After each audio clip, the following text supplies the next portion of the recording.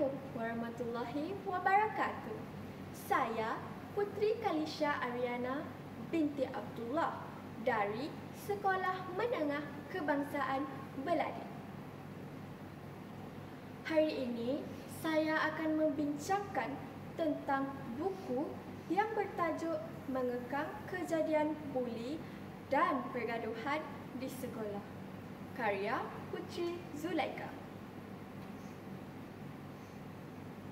Buli dapat didefinisikan sebagai perbuatan negatif yang dilakukan oleh seseorang yang lebih kuat terhadap seseorang yang lebih lemah. Buli juga terbahagi kepada dua jenis, iaitu buli verbal dan buli fizikal.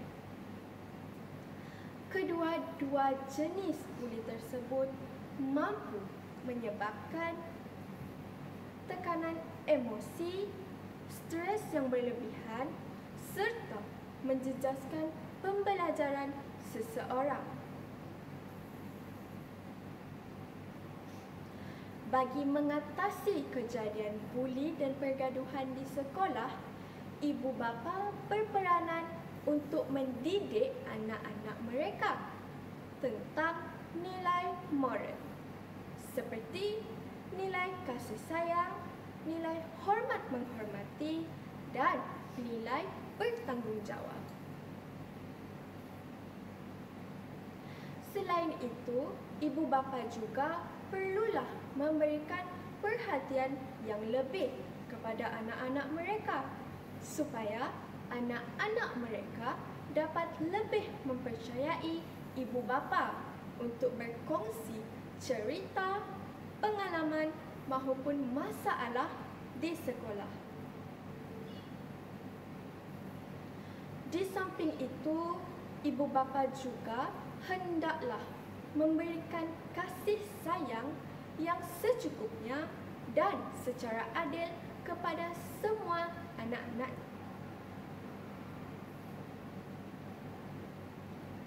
Seterusnya, pelajar pula perlulah menghadiri majlis-majlis agama yang berkaitan dengan kesedaran supaya dapat mendekatkan diri kepada Tuhan mereka.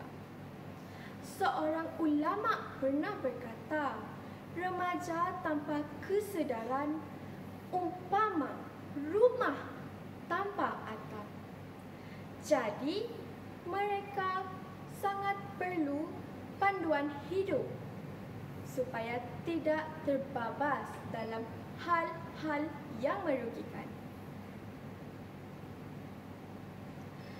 Dalam pada itu, pihak sekolah juga turut berperanan penting untuk mengatasi masalah disiplin dengan mengetatkan peraturan sekolah,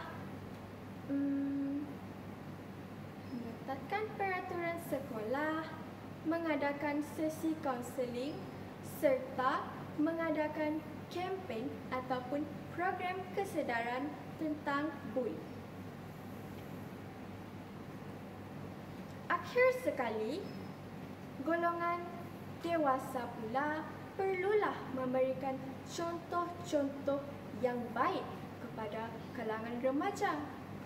Hal ini demikian kerana remaja cenderung bersifat ingin tahu dan suka meniru, yang membolehkan mereka mengikuti apa sahaja budaya sosial yang ada di persekitaran mereka. Jadi, golongan dewasa perlulah menjadi teladan untuk mereka supaya dapat melahirkan generasi muda yang lebih bertanggungjawab. Kesimpulannya, usaha-usaha daripada kesemua pihak sangatlah penting untuk memastikan persekitaran sekolah tetap selamat dan harmoni. Itu sahaja daripada saya. Wabillahi taufiq wal hidayah. Wassalamualaikum warahmatullahi wabarakatuh. Sekian, terima kasih.